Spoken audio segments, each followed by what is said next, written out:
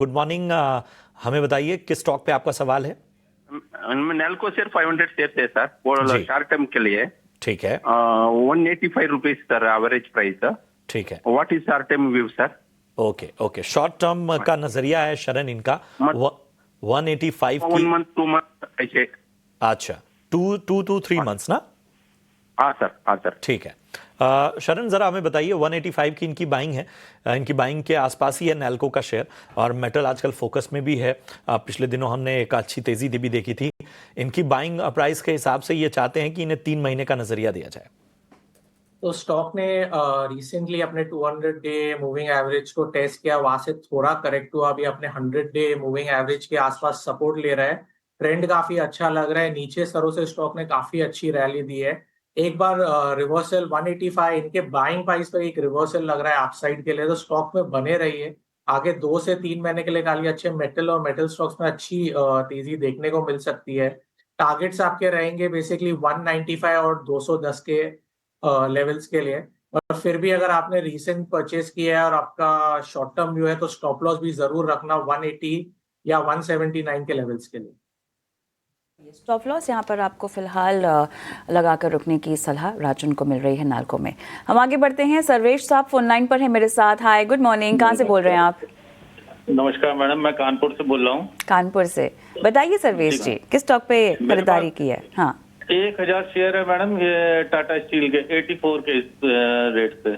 84 के रेट पे? ओके। जी हाँ। और एक और है मैडम मेरे पास, ये एडा है 740 शेयर 67 पे। 67 पे ना?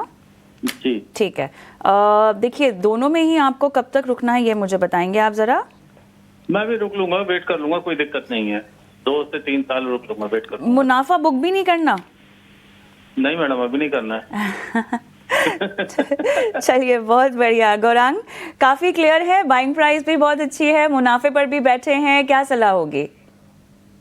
तो पहले तो सर्वेश जी को ये बताना चाहूंगा कि जैसे निवेश करना एक कला होती है सर्वेश जी शेयर बाजार में, वैसे मुनाफा बांधना भी एक कला होती है।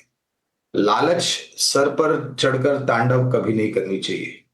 जिस स्तर पर आपने दोनों ही कंपनियों में निवेश किया है वो एक अच्छे स्तर है, और यहाँ से ऊपर जाने की गुंजाइश बनती है। लेकिन जो क्षेत्र से जुड़े हुए हैं दोनों ही शेयर, एक तो टाटा स्टील जो कि धातु क्षेत्र से जुड़ा हुआ है, अमेरिका और चाइना से जो खबरें आती हैं उसको लेकर के थोड़ी बहुत समस्या पैदा होती है अगर समाचार जो है, खबरें जो है वो खराब आती है, नकारात्मक आती है। दूसरी है आईरीडा यानी कि इंडियन रिन्यूएबल एनर्जी। यहाँ पर भी हमारी आईपीओ के समय पर खरीदारी की राय थी, और उसके पश्चात बुनियादी तर्क पर लंबी अवधि के लिए भी खरीदारी की राय है।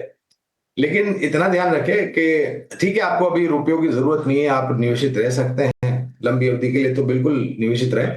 लेकिन थोड़ा बहुत ऊपर जाता है तो मुनाफा समेटना भी, जैसे मैंने बताया, निवेश एक कला है, मुनाफा समेटना भी एक कला है शेयर बाजार।